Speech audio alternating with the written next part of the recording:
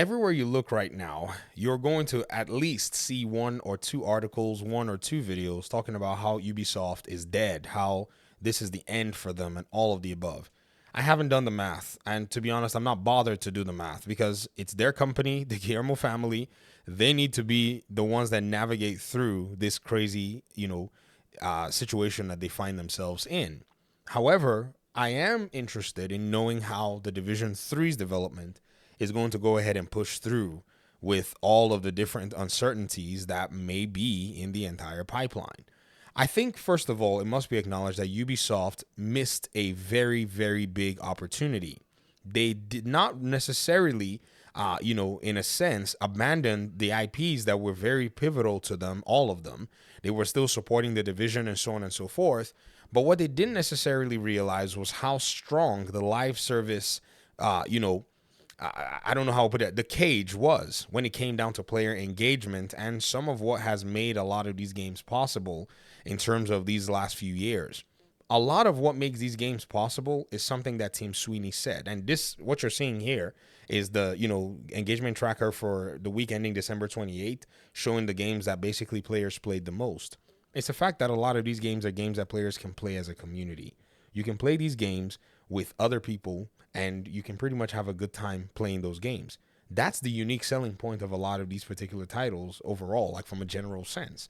And so them, in a sense, putting the division aside and going after Hollywood money with Massive, yes, that was a big loss of opportunity.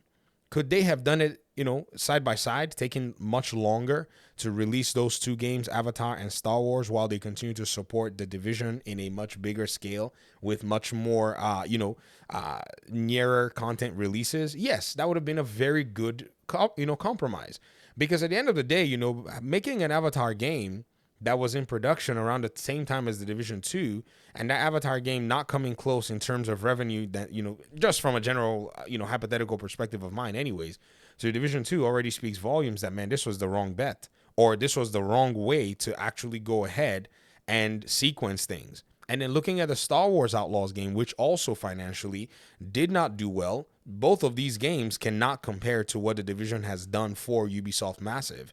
And so, again, you can tell with this combination, it was all off. Now, with the financial challenges that are there, we know that they're reality.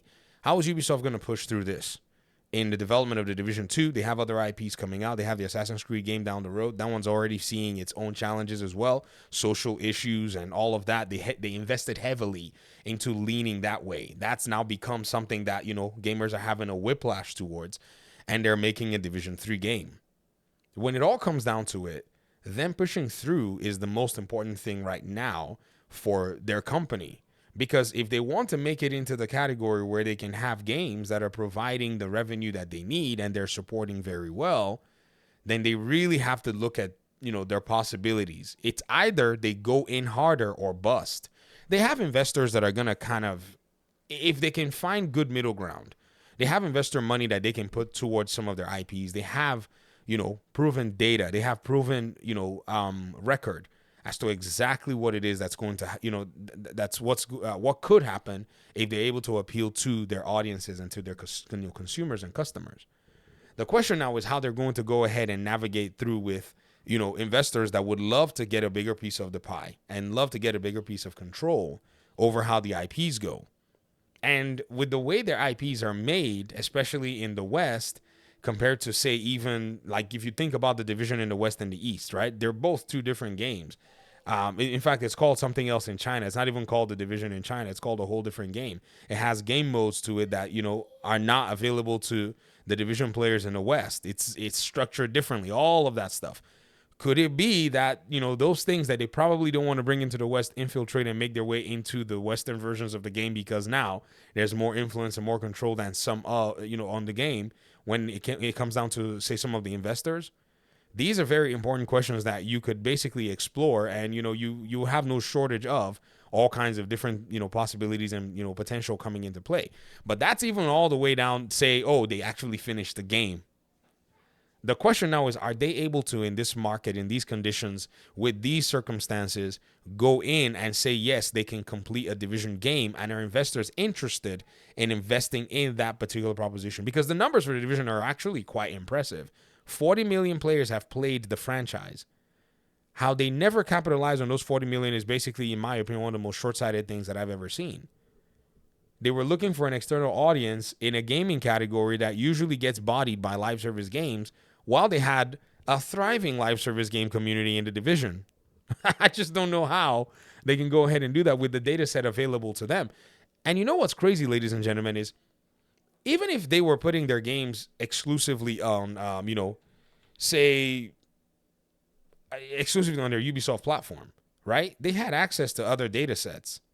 Believe it or not. Like, if you think about something like, let's just look at an arbitrary data set like Steam's Best of 2023. When you look at this data, I've looked at this data set extensively. I've, pointed it out in many different forums and conversations. But when you look through this particular list, you realize that the live service games are the games on the top. Not saying single player games are bad. Not saying that this is a missive or an apologetic in some sense that, live service games are the only games that should be made. But if you've made a live service game that already has audiences, why go ahead and pretty much provide minimal support rather than continue to dig in to get these audiences to feel like they are getting value for their money? What's even crazy is the live services that are doing well here are established and old live services. So it's not that we need a new shiny game or we needed a new shiny game. We needed improvements upon the game that we already had, but Ubisoft still was not in a position to take time to even focus enough to go ahead and look at that. I mean, this particular list is the year's top gross, games by revenue, top grossing games by revenue. And on that list, you see Apex Legends of 2020, a year after the Division 2 came out, PUBG of 2017, 2 years before the Division 2 came out, Lost Ark of 2022, Dota 2 of 2013, 6 years before the Division 2 came out, right? 3 years for the first Division game came out, Counter-Strike, yeah, right. Destiny 2 of, I think, 2018 or so. I can't remember exactly when. FIFA every year, War Thunder or whatever, 2013 game.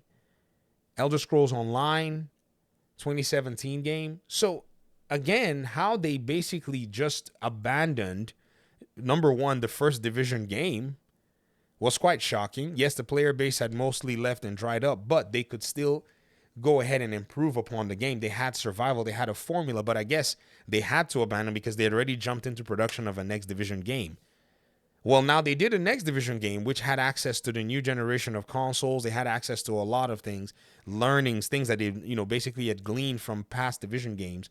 And they decided that they were going to go ahead and abandon that and try to make these single player expensive titles, by the way, that have not yielded them any fruit. So they didn't hedge themselves properly. If we go, say, maybe even to like the year that the Division 2 came out, 2019, to look at the top sellers that year, in the category, you'll see games like PUBG, Elder Scrolls Online, Rainbow Six Siege. So they were actually benefactors of this particular thing. So if they had played their cards right, I strongly believe that the Division 2 would probably right now be receiving significant support like Rainbow Six Siege did, and they could have cultivated it to the angle of, say, maybe even a game like Sea of Thieves. That's getting, yes, good amount of support, but is also making it in these lists. I mean, look at that. Look at games like Final Fantasy 14. Look at Rocket League Path of Exile. Games that actually present this, say, community style feel, games that are already established, old school. These games are rocking in those years. So now, as they're pushing through this next Division game, if they're not going with that approach, I don't know if they can even be bothered to be in business with, say, the IP itself and even the franchise. Because now we're not looking at, for a division. Again, first of all, there's a lot of people in the community who have probably just dialed out. They're no longer bothered with the whole Division thing entirely. If they're thinking that a brand new game is going to pretty much bring in all those people, well, they can kiss that goodbye. So now quality in terms of what they provide in the service is of the utmost importance at the end of the day. I thought I'd put this data set out in front of you guys, and I thought I'd hear your thoughts. Thanks so much for watching the video. I know my video intervals on the Gamer Dad channel are really, they're really big, but hey, it's by design. 1 to 2 to 3 videos every month, I think is fine for now. Having these conversations as we keep our eyes to see what Ubisoft is going to do anyways.